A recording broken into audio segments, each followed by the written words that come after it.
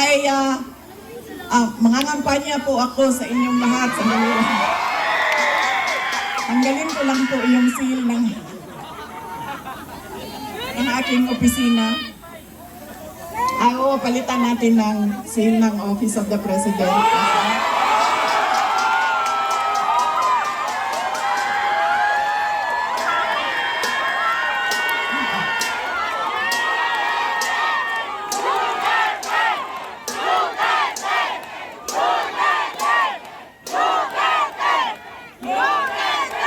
Tinanggal ko lang kasi iba kasi yung opisina, iba din yung pangangampanya. Pero kung sa Pangulo lang, pumili na lang kayo. Si Isko Moreno, si Sara Duterte, wala kaming problema.